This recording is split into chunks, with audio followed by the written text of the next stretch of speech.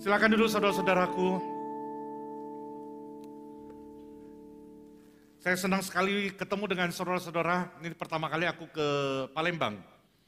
Ya, saudara-saudaraku, ada satu lagu cinta yang syairnya berbunyi gitu. Aku mau makan, suaranya agak gema ya. Aku mau makan, aku ingat kamu. Aku mau tidur, ku ingat kamu. Tahu nggak lagu itu apa? Yang tahu nanti makan siang bareng aku. Ya kan? Lalu aku mau jalan, aku ingat kamu. Aku sedang bingung, ku ingat kamu. Aku sedang sedih, ku ingat kamu. Aku sedang bosan, ku ingat kamu. Oh cinta. Pernah jatuh cinta Bapak Ibu sekalian? Pernah dong. Ya kan? Kalau jatuh cinta gimana perasaannya? Gimana kalau jatuh cinta? Gimana? Berjuta rasanya. Betul, berjuta rasanya. Waktu jatuh cinta itu bukan berjuta rasanya aja. Jatuh bangkrut. Udah bawa dia keluar, jalan-jalan, makan-makan, minum-minum, ya kan pulang. Habis itu, bye-bye. Dia pulang ya. Kita baru bawa mulai jalan beberapa pintu rumah. Telepon dia lagi. Jadi ditanya, kenapa telepon padahal kita baru pisahan. Ya dia bilang, aku bilang, nggak apa-apa. Sambil bicara temenin aku pulang. Ya kan? Enak dong daripada kita bawa mobil sendiri, pulang, nggak ada yang temenin. Jadi sambil cerita, uang telepon emang nggak bisa bayar, nggak usah harus bayar. Ya kan? Waktu zamannya aku pacaran itu bukan zamannya sekarang pakai WhatsApp ya. Itu telepon biasa, harus telepon gitu ya. Ya udah sampai di rumah, oke aku udah sampai di rumah, gue masuk rumah dulu ya, gue mau parkir mobil dulu. Habis parkir mobil, mandi bersih-bersih, ngapain lagi? Telepon lagi, bener, pengalaman. Ya kan, akhirnya dari harga telepon, kartu halo yang 100-200 tiap bulan, jadi 1 jutaan. Akhirnya aku dapat gold member dari kartu halo. Bukan karena banyak uang, karena banyak telepon. Nah saudara-saudaraku, kita seringkali pada waktu jatuh cinta, apapun kita berikan, benar?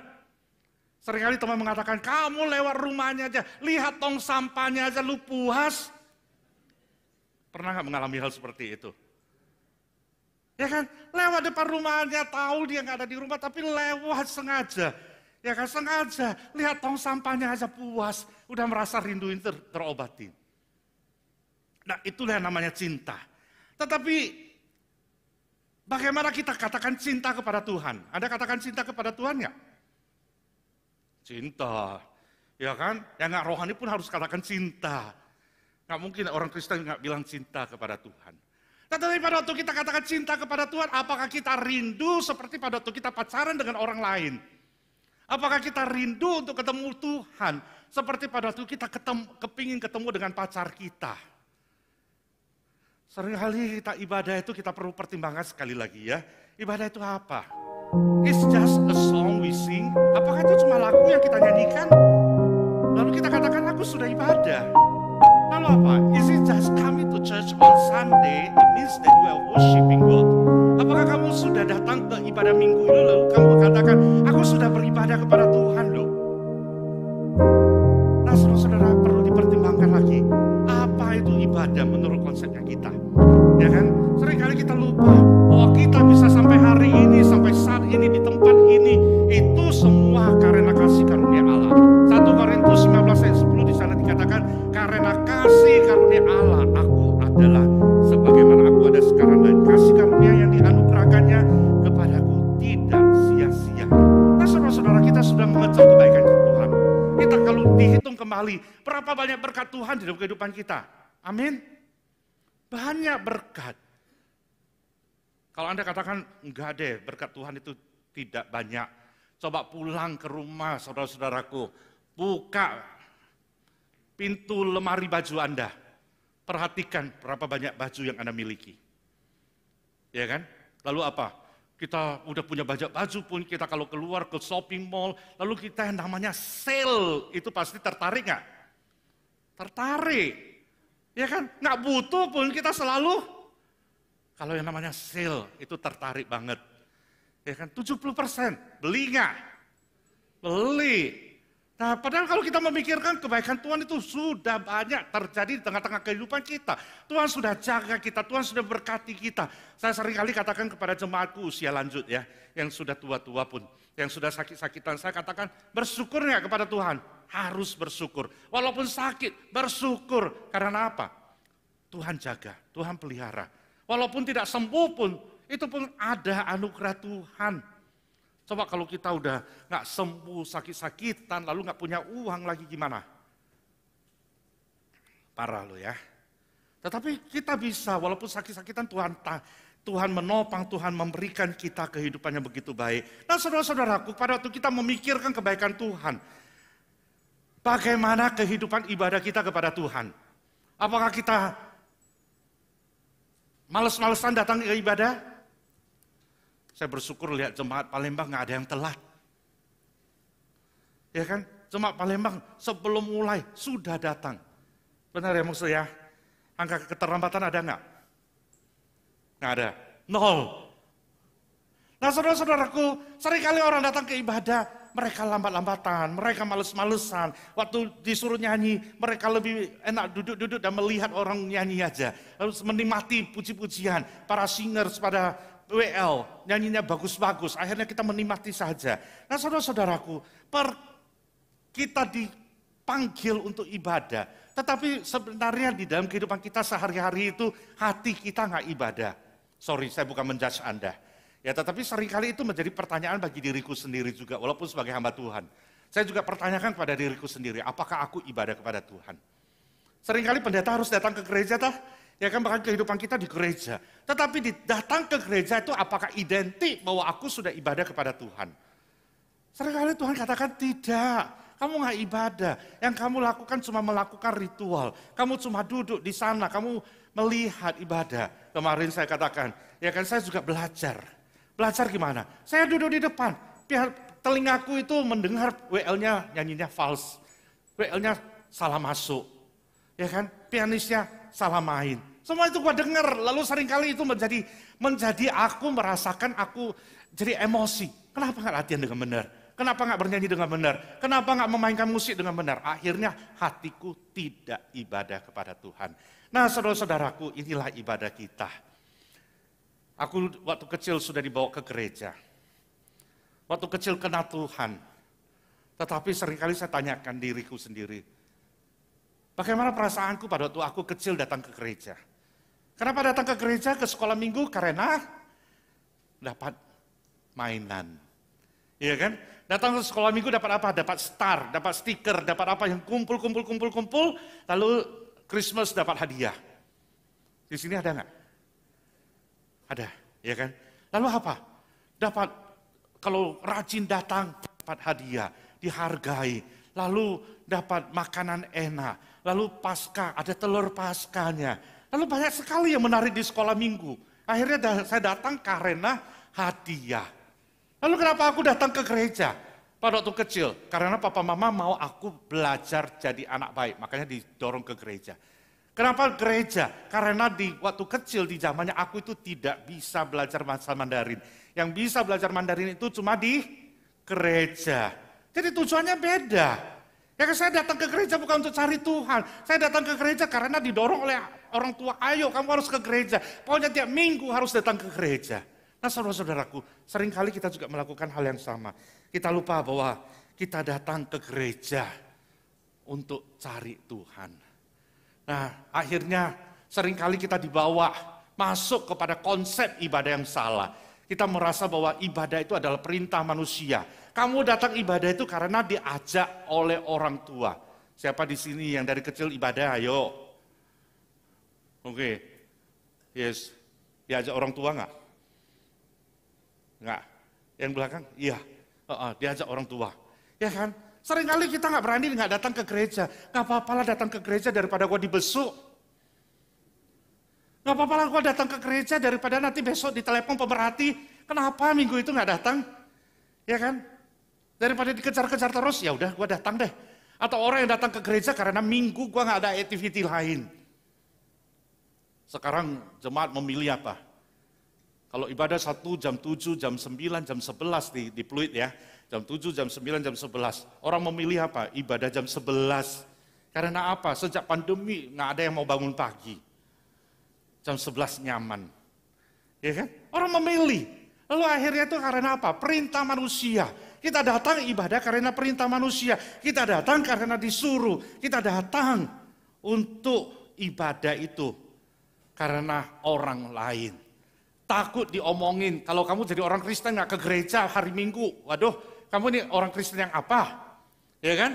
Nah itu yang menjadi konsep yang salah tentang ibadah. Lalu yang kedua, ibadah itu setengah-setengah. Setengah hati datang, setengah hati nggak mau datang. Gimana sih ceritanya? Ada seorang anak muda datang kepada saya. Lalu dia katakan, Muse, saya mau bikin kesaksian. Saya bersyukur loh, walaupun bulan yang lalu saya harus masuk kerja di hari Minggu. Akhirnya apa yang terjadi? Saya sering telat datang. Ya kan? Saya sering telat datang ibadah. Lalu saya katakan, lalu kenapa telat datang ibadah? Dia bilang, aku harus kerja. Ya kan pekerjaan pagi-pagi lalu aku harus buru-buru datang ke gereja. Musa syukur loh saya sudah bisa datang ke ibadah walaupun telat. Dalam hatiku berpikir, apanya yang syukur? Udah telat syukur lagi. Ya kan? Nah maksudnya gini loh, kalau kamu udah setengah-setengah hati, maksudnya walaupun orang katakan, gak apa-apa lah Musa, dia kan kerja, kita maklumi gitu ya kan. Tetapi pada waktu kita menempatkan sesuatu di atas kepentingan Tuhan, itu sama aja dengan kita setengah hati datang kepada Tuhan. Nah saudara-saudaraku, kita tidak mau datang kepada Tuhan dengan setengah-setengah. Tuhan gak pernah mengatakan berkatku itu buat kalian setengah-setengah. Coba kalau kita diberkati Tuhan setengah-setengah, mau gak?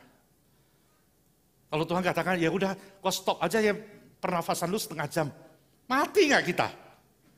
Ya kan? Tapi Tuhan tidak pernah mengatakan itu. Tuhan bahkan mengasihi kita. Tuhan menyayangi kita sepenuh hati. Tuhan tidak pernah setengah-setengah. Lalu apalagi konsep ibadah yang salah. Itu mencari keuntungan. Apa tujuan Anda ke ibadah? Ada yang katakan, ya aku ke gereja supaya penyakitku disembuhkan. Aku datang ke gereja supaya ketemu pacar. Aku datang ke gereja supaya aku memohon Tuhan pulihkan keluargaku. Aku datang ke gereja supaya usahaku lebih lancar lagi. Nah saudara-saudaraku kalau mencari keuntungan itu, apakah kita tidak boleh memiliki pengharapan? Boleh dong. Ya kan kita ke gereja boleh dong mendapatkan pengharapan.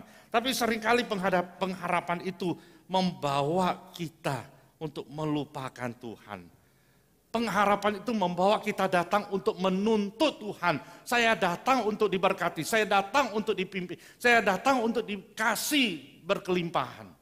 Akhirnya kita lupa datang untuk menyembah kepada Tuhan. Nah saudara-saudaraku, rethink your worship. Pikir kembali ibadah kita. Apa yang kita lakukan selama ini? Mungkin kita ibadah 30 tahun di tempat ini. Mungkin kita ibadah 10 tahun di tempat ini. Tapi pernah kita terpikirkan selama 10 tahun, selama 20 tahun, selama 30 tahun, selama kita ibadah di tempat ini. Apakah kita sudah menyembah Tuhan? Apakah kita sudah menyembah dengan sepenuh hati kita? A wholehearted worship God. Nah saudara-saudaraku itu pertanyaan kita di hari ini. Kita akan melihat. Ibadah adalah undangan Allah Tritunggal. Kita harus sadar, kita datang bukan karena aku suka. Aku datang bukan karena aku mau. Aku datang bukan karena aku gak punya kegiatan lain di hari Minggu. Aku datang bukan karena ini dan itu. Tetapi aku datang karena Tuhan mengundang aku datang. Nah saudara-saudaraku, Tuhan tidak sembarangan mengundang orang loh. Ya kan, Tuhan sayang kita, makanya dia undang. Dia mau dekat dengan kita. Dia undang kita untuk datang kepada Dia. Ini pengertian yang harus kita pegang. Bukan karena aku punya banyak waktu, tetapi aku datang karena punya Tuhan yang mengundang kita. Nah saudara-saudaraku, seringkali saya juga katakan ibadah itu di tengah-tengah kehidupan ibadah orang Kristen itu banyak penyembah-penyembah berhala. Mungkin Anda katakan, Musa aku nggak menyembah, aku nggak pakai hio pai-pai gitu ya kan. Aku nggak ada patung di rumahku, aku nggak ini dan itu. Tetapi saya katakan, berhala itu bukan sesuatu yang kita sembah. Tetapi berhala itu Pikiran kita juga bisa jadi berhala. Hati kita juga jadi berhala. Ya kan ada yang mengatakan, aku datang ke ibadah ini karena aku suka musiknya. Aku datang ke ibadah ini karena aku suka dengar firman-Nya. Aku datang ke tempat ini karena aku suka ruangannya. Ada yang mengatakan itu? Ada yang mengatakan kepada saya, Musa, pakai him aku nggak bisa menyembah. Lalu ada satu sisi yang lain lagi mengatakan, Musa aku pakai kontemporer aku nggak bisa menyembah. Nah saudara-saudaraku, menyembah itu karena lu suka atau karena Tuhan suka. Seperti yang saya katakan, pada waktu kita cinta seseorang, kita mikirin apa? Kita mikirin kita atau dia? Pada waktu Anda beli hadiah buat teman-temanmu, apa yang kalian pikirkan? Apa yang kita pikirkan kalau kita beli hadiah? Ayo, siapa? Apa yang kita berikan buat hadiah buat teman-teman? Apa yang kita pikirkan dulu? Yes? Apa yang dia suka? Oke, bersyukur ada apa yang dia suka. Tapi seringkali kita melihat sesuatu, oh ya kayaknya ini cocok ya dengan dia ya. Ada yang beli Musa dasi, ini pasti Musa suka. Tetapi pada waktu Musa tidak suka pun Musa nggak berani katakan tidak suka. Itu ya kan? Tetapi apa? Warnanya nggak cocok dengan seleraku, apa-apa nggak cocok, ya kan? Selera kita berbeda-beda. Tetapi biasanya kita beli sesuatu itu memikirkan apa yang kita pikirkan duluan. Saya senang ibu menjawab apa yang dia suka. Ya kan? Apa kebutuhannya dia. Nah ibadah itu juga seperti itu. Apa yang Tuhan suka di dalam kehidupan ibadah kita. Ibadah bukan ritual ya, tetapi gaya hidup yang berkenan kepada Allah. Hidup kita bagaimana kepada Allah. Ibadah bukan ritual, tetapi kehidupan yang dipersembahkan sepenuhnya kepada Tuhan. Inilah yang Tuhan inginkan. Tuhan tidak ingin kita datang jadi ritual. Tuhan tidak ingin kita datang untuk bernyanyi terus-terus begituan. Tetapi Tuhan lebih melihat apa? Gaya hidupmu apakah sudah berkenan kepada Tuhan. Tuhan melihat kehidupan yang engkau persembahkan sepenuhnya kepada Tuhan. Kita ngomong I love you tetapi kita tidak melakukannya. Kita katakan aku sayang Tuhan. Tetapi aku tidak melakukan kehendak yang seturut dengan kehendak Tuhan. So what for? Untuk apa? Ya kan? Kita cuma melakukan ritual. Tetapi kita tidak menyembah dari dalam hati kita. Hidup kita tetap hidup aku. Styleku tetap stylenya aku. Bukan apa yang Tuhan inginkan. Nah saudara-saudaraku, Roma 12 ayat 1 sampai 2, mari kita sama-sama bacain.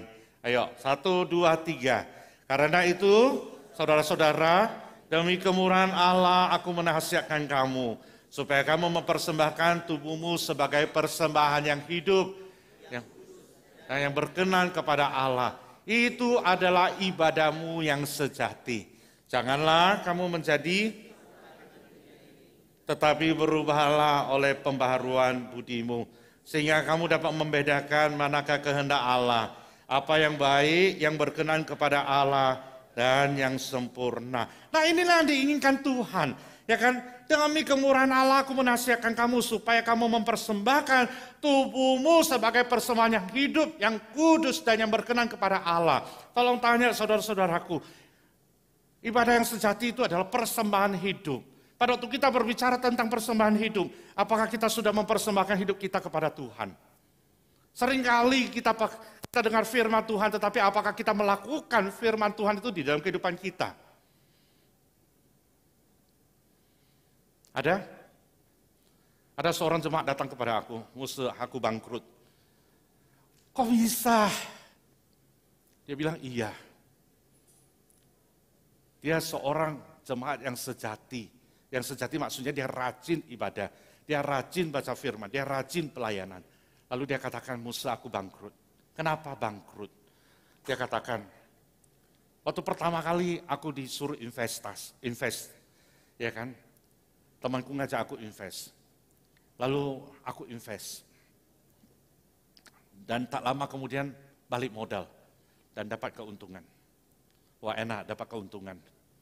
Lalu kedua kali lagi, invest lagi, yes investasi lagi. Dan dapat keuntungan dengan mudah, banyak. balik modal lagi, tambah cuan lagi, tambah banyak kan. Lalu ketiga kali invest ya kan. Lalu dapat lagi banyak. Nah, waktu pertama kali invest saya masih takut. Bisa balik modal nggak? Lalu tanya Tuhan boleh nggak? Lalu kedua kali, enak nggak? Kalau dapat cuan enak nggak? Enak. Ya kan apalagi invest saja, dapat uang balik, dapat invest lagi, balik lagi modalnya gitu loh. Lalu akhirnya ketiga kali dapat lagi lebih banyak lagi. Lalu tanpa pikir lagi, temanku ngajak lagi yang keempat, kelima, keenam, ketujuh. Invest lagi, dapat uang, balik lagi modal, semuanya dapat cuan banyak. Nggak mikir-mikir lagi, nggak cerita ke istri lagi. Akhirnya terus invest ke temannya. Yang terakhir kali, temannya melarikan diri. Saudara-saudaraku, dia bilang, aku nggak tanya Tuhan. Aku seakan-akan merasa bahwa aku nggak perlu Tuhan lagi. Aku nggak perlu diskusi dengan istri lagi. Bahkan persiapan uang untuk anak-anak sekolah kemudian di universitas. Itu gue juga pakai. Karena aku merasa mudah balik modal dengan cepat sekali, dapat cuan banyak sekali. Apa yang harus gue pikirin? Enggak, gue lakukan. Ya kan? Tetapi sekarang apapun nggak ada. Anak-anak mau sekolah, uang pun gak ada lagi. Nah saudara-saudaraku dia stres, dia depresi, dia cari aku untuk bicara. Seringkali begitu di dalam kehidupan kita. Kita terbuai oleh dunia ini, kita tertarik oleh dunia ini. Menguntungkan, enjoy, nikmati, akhirnya kita lupa. Bahwa hidup kita ini adalah persembahan yang hidup, yang kudus, yang berkenan kepada Tuhan. Kita lupa itu. Berkenan artinya apa? Tuh kamu turut dengan firman Tuhan gak? Kita seringkali menjadi pendengar firman tetapi tidak menjadi pelaku firman. Kita tahu kita nggak boleh berbohong tetapi seringkali kita berbohong untuk menutupi kekurangan kita. Kita seringkali membuka satu celah untuk berbohong lalu menutupi dengan kebohongan yang lain lagi. Dan menutupi, menggali, menutupi. Sampai akhirnya kita terbiasa berbohong dan merasa berbohong itu nggak salah. Bahkan ada mengatakan, white lies. Tahu white lies? Berbohong untuk kebaikan. Dan mereka katakan, oke aja sih. Nah saudara-saudaraku, inilah kehidupan orang Kristen. Kita katakan kita sebagai penyembah, tetapi kita tidak mempersembahkan hidup yang sebagai penyembah itu kepada Tuhan. Yang berkenan kepada Allah, apakah hidup kita berkenan kepada Allah? Seringkali kita dengar itu, kita tahu, kita mau, tetapi seringkali saingan terbesar di dalam kehidupan kita itu adalah diri kita. Saingan terbesar dari kehidupan kita itu adalah diri kita sendiri. Akhirnya yang menjadi alat Tritunggal di dalam hidup ini apa? Bukan Allah Bapa, Allah Anak, dan Allah Roh Kudus. Tetapi yang menjadi alat Tritunggal di dalam diri kita itu adalah kita sendiri, yaitu seleraku. Kebutuhanku. Keinginanku, ya kan? Kita datang dengan apa? Kita datang ke gereja karena taste-nya sama, seleraku masuk.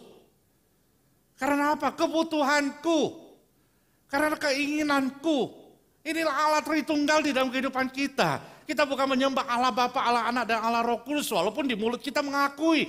Tetapi di tengah-tengah kehidupan kita, kita lebih memikirkan apa? Seleraku loh, kebutuhanku. Keinginanku. Nah saudara-saudaraku, seringkali saya katakan, kamu makan untuk siapa? Kita harus belajar, makan pun harus untuk Tuhan. Kenapa saya seringkali katakan itu? Bahkan kepada diriku sendiri juga belajar. Ya, belajar apa? Makan pun harus untuk Tuhan. Saya kasih contoh yang konkret. Ibu-ibu pada waktu jalan-jalan di taman, lihat bunga yang cantik, senang nggak? Senang, ya. Bunga cantik senang banget. Lalu pada waktu kamu melihat bunga cantik, apa yang kamu pikirkan? Ada yang mau jawab? Yang di atas, ayo, lihat bunga cantik mau ngapain? Lebih kenceng? Dipetik, lalu dibawa pulang. Benar ya? Iya, dipetik, dibawa pulang, taruh di rumahku, di vas yang cantik, lebih cantik lagi bunganya. Ya kan? Tetapi seringkali kita lupa bahwa bunga yang cantik itu adalah milik Tuhan. Kita melihat bunga yang cantik, apakah kita bersyukur kepada Tuhan? Tuhan, terima kasih untuk pemandangan yang begitu indah. Wah, bunganya cantik banget. Coba kalau gua bisa bawa pulang, gua tanam di rumahku, gua taruh di rumahku. Betul ya? Lalu apa? Kita lupakan Tuhan. Kita nggak pernah menarik segala sesuatu itu kepada Tuhan. Nah, saudara-saudaraku, kita dipanggil untuk mempersembahkan hidup kita kepada Tuhan. Saya belajar apa? Untuk diet, saudara-saudaraku, musuh gendut. Ya kan? Saya katakan ini bait Allah loh, tubuh ini bait Allah. Kita di firman Tuhan loh mengatakan tubuh ini adalah bait Allah. Tetapi kalau kita sudah melihat makanan apa? Kalap, lapar mata. Ya kan, kemarin aku dibawa makan pempek. Memang pempeknya Palembang itu beda dengan di Jakarta. Ya kan, disajikan bukan satu jenis, berjenis-jenis. Nah, saudara-saudaraku makan nggak sih? Makan dong. Ya kan?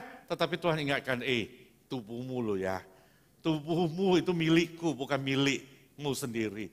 Ya kan? Kalau kita kepingin apa? Semua dimakan. Tetapi Tuhan katakan, makan sedikit-sedikit, cobain tes makanan Palembang, enak. Ya kan? Ada mie kocok, enak. Di Jakarta nggak ada. Apalagi? Enak kan? Enak. Nah, makanya gua bilang, pada waktu kita makan pun kita mikirin apa? Mikirin Tuhan. Bukan mikirin perut kita, bukan mikirin seleraku, bukan mikirin kebutuhanku, bukan mikirin keinginanku. Kita harus mikirin siapa? Tuhan. Inilah penyembahan yang sejati. Yaitu kita mempersembahkan diri kita itu kepada Tuhan. Jadi semua harus dikontrol, gak bisa bebas lagi. Jadi orang Kristen itu susah atau senang? Susah gak jadi orang Kristen? Susah, tapi senang gak? Senang, ya kan? Karena kita bisa hidup sehat untuk Tuhan. Nah, saudara-saudaraku, inilah yang seringkali saya katakan ibadah itu berpusat pada diri kita sendiri. Akhirnya kita melakukan self-centered worship, ibadah untuk diri kita sendiri. Kita lupa bahwa ibadah itu adalah untuk Tuhan. Nah, saudara-saudaraku, ibadah itu bukan cuma duduk di ruang ibadah lalu kita katakan kita sudah ibadah. Enggak. Tetapi pada waktu kita keluar dari gedung ibadah, itulah persembahan yang sejati dari kehidupan kita. Banyak orang melakukan ibadah lalu habis itu apa? Lalu habis itu kembali lagi kepada asalnya. Kembali lagi kepada cerita hidupnya sendiri. Nah, hati-hati. Kita perlu mempersembahkan hidup kita kepada Tuhan. Itu ibadah yang sejati. Yang kedua, ibadah yang sejati itu berbicara tentang transformasi. Apa itu transformasi? Paulus mengatakan, janganlah kamu menjadi serupa dengan dunia ini. Ya kan, janganlah menjadi serupa dengan dunia ini, tetapi berubahlah. Dunia menawarkan nilai-nilai yang menarik, betul? Ngapain ke gereja? Minggu pagi, jalan pagi enak nggak? Di sini ada free car, apa namanya itu? Car free day. Ada nggak? Ada. Ya kan? Ngapain minggu pagi-pagi ke gereja, kita jalan-jalan yuk. Ya kan, sekarang lagi ngetren itu di Jakarta itu ke Pik 2. Jalan pagi ke Pik 2, enak. Habis jalan-jalan ke Pik 2, ke pasar makan makanan sarapan yang enak. Ya kan? Ngapain datang ke gereja? Dunia menawarkan banyak hal. Ngapain minggu datang ke gereja boleh tidur sepuasnya. Kalau Senin sampai Sabtu kita udah kerja. Pagi-pagi pergi. Kehidupan Palembang pagi-pagi pergi nggak? Sama. Kalau Jakarta kan pagi-pagi udah pergi kerja. Ya kan, bangun pagi-pagi jam 5-an udah bangun. Jam 6-an udah keluar rumah. Sampai di kantor sebelum jam 7 supaya nggak kena macet. Ya kan? Lalu sore-sore malam-malam pulang. Pulang sampai ke rumah udah capek. Nah, saudara-saudaraku, kehidupan yang transformasi itu yang diinginkan oleh Tuhan sebagai ibadah yang sejati. Jangan serupa dengan dunia ini. Ya kan, tidak terbawa arus dunia. Kita menolak hal-hal yang bertentangan dengan kebenaran firman Tuhan. Kita hidup dalam pembaharuan akal budi. Selalu belajar, bertumbuh di dalam firman Tuhan. Agar hidup semakin mencerminkan Kristus. Nah, seorang anak kecil menemukan kepompong di halaman rumahnya. Jadi setiap hari ia memperlihatkan, dia memperhatikan perubahan yang terjadi. Dari kepompong itu, lalu satu hari keluar kupu-kupu yang indah. Nah, saudara-saudaraku, kepompong ulat sebelum berubah jadi kupu-kupu yang cantik, dia cuma satu ulat yang merayap di tanah. Tetapi setelah mengalami masa transformasi tersebut, ia menjadi seekor kupu-kupu yang terbang bebas, yang hidup dengan baik. Nah, saudara-saudaraku, bagaimana kehidupan kita? Apakah kita melakukan ibadah yang sejati kepada Tuhan? Apakah kita merupakan seorang penyembah yang sejati kepada Tuhan? Ya kan, seringkali kita mencari ibadah sesuai seleraku. Kita mencari ibadah sesuai dengan kebutuhanku. Kita mencari ibadah sesuai dengan maunya aku. Kita bukan mencari Tuhan yang kita sembah. Karena Tuhan begitu sayang kepada kita. Nah, saudara-saudaraku, akhirnya kita mengalami apa? Penyembahannya itu kita nggak pernah mengalami God-centered worship. Kita selalu self-centered worship. Kalau aku senang, aku datang. Aku nggak suka, aku nggak datang. Aku senang lagu ini, aku nyanyi. Aku nggak suka lagu ini, aku diam diri. Nah, saudara-saudaraku, itu tidak benar. Ya, nah kita harus God-centered worship. Dan ibadah sejati itu menghasilkan yang ketiga, yaitu hidup yang berkenan kepada Allah. Tujuan dari ibadah sejati itu adalah hidup yang selaras dengan kehendak Tuhan. Apa kehendak Tuhan di dalam kehidupan kita? Ketika kita mempersembahkan hidup kita kepada Tuhan, kita bisa membedakan mana yang benar, mana yang salah, mana yang berkenan, mana yang tidak berkenan di hati Tuhan. Kita akan belajar untuk sempurna di matanya. Nah, saudara-saudaraku, seorang karyawan itu bekerja di dalam perusahaannya. Jadi satu hari bosnya memberikan satu tugas, nih kerjain, selesaikan tugas ini seturut dengan SOP perusahaan. Tetapi dia sok tahu, dia sok pintar. Dia melakukan pekerjaannya, menyelesaikannya. Tetapi dengan SOP dirinya sendiri. Seharusnya begini dia tidak melakukannya. Dia melakukannya dengan cara yang lain lagi. Akhirnya apa? Bos mengatakan enggak. Pekerjaanmu tidak bisa kita terima. Walaupun kamu menyelesaikannya. Karena tidak seturut dengan SOP yang kita kerjakan. Nah, saudara-saudaraku, ibadah itu bukan tentang kegiatan rohani di gereja. Ibadah itu bukan cuma datang, duduk, nyanyi, doa, dengar khotbah, pulang. Bye-bye ya Tuhan ya, gua pergi kembali kepada kehidupanku lagi. Karena apa? Ibadah itu membawa transformasi, membawa hidup yang berkenan kepada Allah. Kalau kita tidak mengalami itu, jangan katakan Anda ibadah. Setelah selesai ibadah Anda pulang, kena macet, lalu horn mobil di depan, cepat woi, pong, pong, pong. Klakson dia, supaya dia cepat bergerak. Ya kan? Lalu keluar dari gedung ibadah. Lalu mulai bicara dengan istri, bicara dengan suami, lalu emosi meluap-luap, marahan lagi. Lalu apa lagi? Kembali kepada kebiasaan lama. Sumpah serapah terucap dari mulut. Lalu mengatakan, aku ini memang orangnya emosi, kamu harus terima aku. Kamu harus mengerti akan keadaanku. Kamu yang harus terima aku apa adanya. Nah, saudara-saudaraku, ibadah sejati enggak. Ibadah sejati itu mengubah kehidupan kita, membawa kita kepada satu hal yang indah bersama dengan Tuhan. Saudara-saudaraku, Anda seorang penyembah yang sejati kepada Tuhan enggak? Penyembah sejati itu ikut Tuhan apa adanya. Pada waktu kita punya anak-anak, pada waktu kita punya anak-anak, waktu kita masih anak-anak, masih kecil, ya kan? Kita suka ikut papa mama keluar nggak? Kalau diajak, ayo nak kita ke mall yuk. Suka nggak? Suka. Suka karena apa? Karena suka ikut papa mama ke mall, atau karena bisa belanja mainan di mall? Mana pilihan? Bisa makan-makan di mall. Iya kan? Bisa makan-makan di mall. Bisa menikmati suasana ramai di mall. Ya kan udah dari Senin sampai Jumat sekolah, Sabtu mama mengatakan, ayo kita ke mall yuk. Senang banget, karena apa? Bisa melihat situasi di mall, bisa makan enak di mall, bisa beli mainan di mall. Tetapi pada waktu anak-anak udah dewasa, yaudah kita ke mall yuk, temenin mama papa ke mall yuk. Mau nggak? Nggak lagi. Karena apa? Kok punya UI sendiri, kok bisa jalan sendiri, kok bisa sama teman-teman keluar sendiri. Benar nggak? Jadi kesimpulannya apa? Dia ikut papa mama karena apa? Puhwat. Karena nggak bisa uang, nggak punya uang. Yang penting gua senang dulu bisa keluar ke mall jalan-jalan. Ya karena saudara-saudaraku, seringkali ibadah kita juga demikian. Kita apa? Datang ibadah ya supaya saya senang-senang. Ada orang mengatakan kepada saya, Musa aku senang ke gereja. Kenapa senang ke gereja? Karena di luar aku nggak berani nyanyi. Di gereja kok bisa nyanyi. Lalu saya tanya, lu nyanyi untuk siapa? Untuk diri lu sendiri atau untuk Tuhan? Ya kan? Nah itu yang kita lakukan. Seringkali kita melakukan activity di gereja. Cuma untuk memenuhi apa? Alat Tritunggal kita sendiri.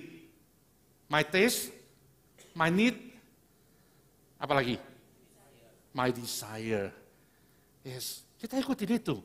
Kita nggak pernah mikirin Tuhan maunya apa sih hidup ini bagi engkau. Nah saudara-saudaraku, kita katakan kita mau menjadi penyembah yang sejati. Maka kita harus menjadi seorang yang mempersembahkan hidup kepada Tuhan. Mulai hari ini, setelah mendengar ini, apapun yang terjadi tengah-tengah kehidupan kita, tanya Tuhan. Apa maunya Tuhan di dalam kehidupan kita?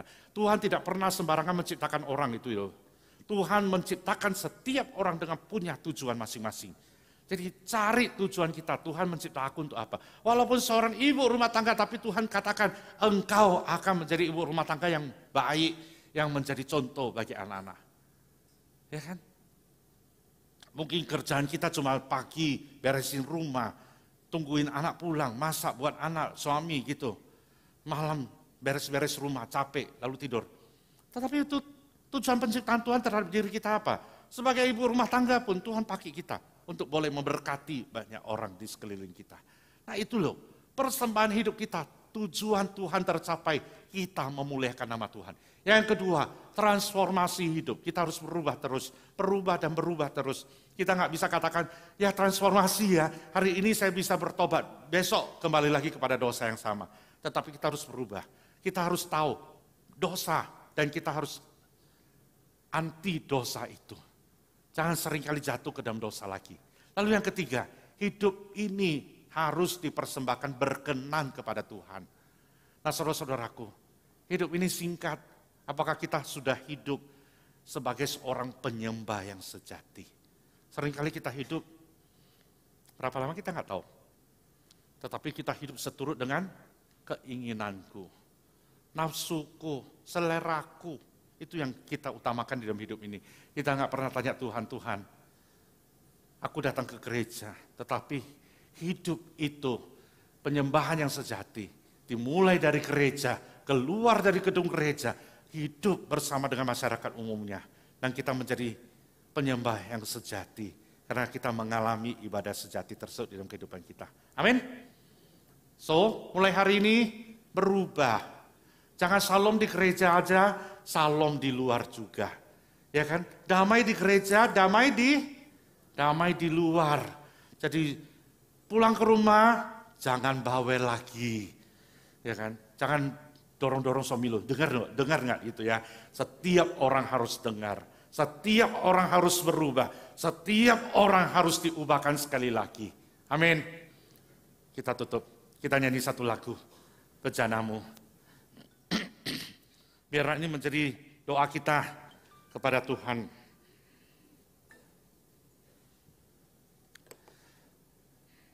Mari saudara-saudaraku kita berdiri. Kita tutup khotbah ini dengan satu lagu. Kita serahkan setiap pribadi kita kepada Tuhan. Dan kita katakan, Tuhan,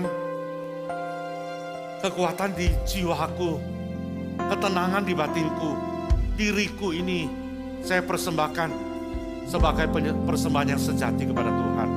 Saya mau ibadah sejati. Saya mau hidup sebagai penyembah yang sejati. Bukan cuma di mulut, tetapi hidup yang diubahkan. Harapanku hanya di dalamnya. kekuatan di jiwaku, ketenangan batinku. Aku dalam hadirat-Mu, ku menyembah-Mu. Kekuatan di jiwaku,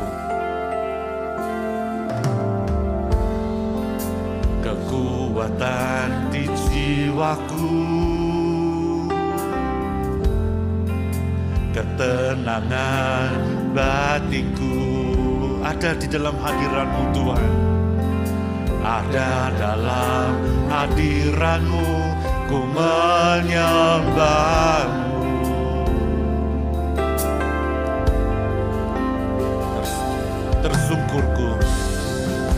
Tersungkurku di kaki-Mu, rasakan hadirat-Mu. Takkan ku melepaskan-Mu Tuhan, takkan ku melepaskan-Mu.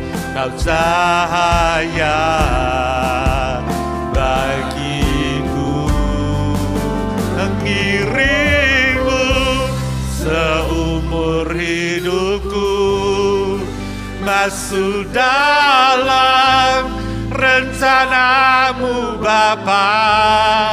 Pikiranku, kehendakku, ku serahkan padamu.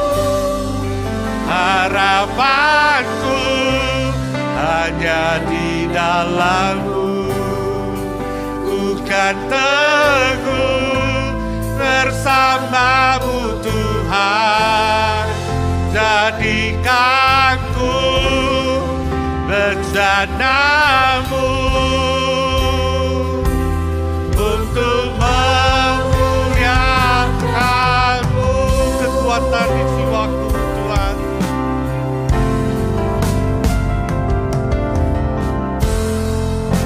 kekuatan di jiwaku.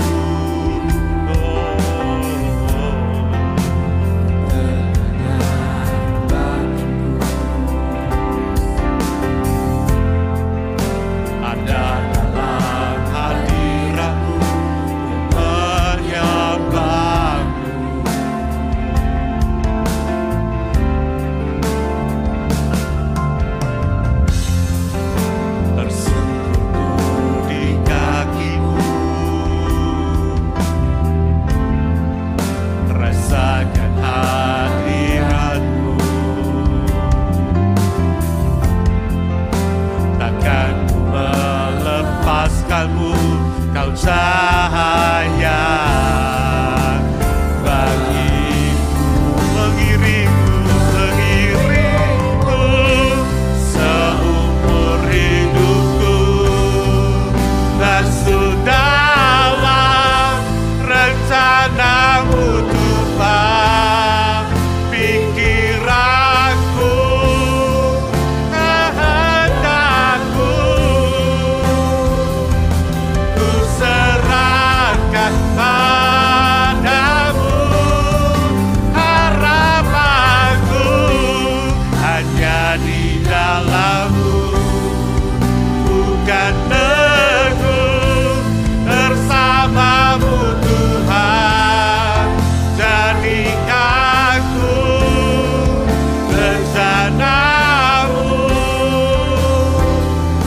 untuk memuliakan-Mu, mengiringmu seumur hidupku, masuk dalam rencana-Mu Bapa. Pikiranku, kehendakku, ku serahkan padamu. Harapanku hanya di dalam-Mu, bukan teguh bersama-Mu Tuhan. Jadikanku rencanamu untuk memuliakanmu.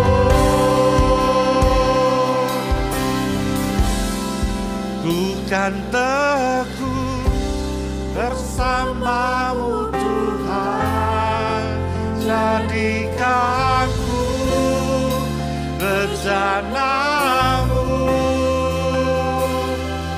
untuk memuliakanmu. Terima kasih Tuhan, Engkau Allah yang begitu baik, Allah yang mengundang kami untuk datang menghampiri Engkau Tuhan. Tuhan, kami bersyukur kami punya Tuhan yang begitu luar biasa. Bapak, biarlah pikiran kami, kehendak kami, selera kami ini kami sembahkan kepadamu Tuhan.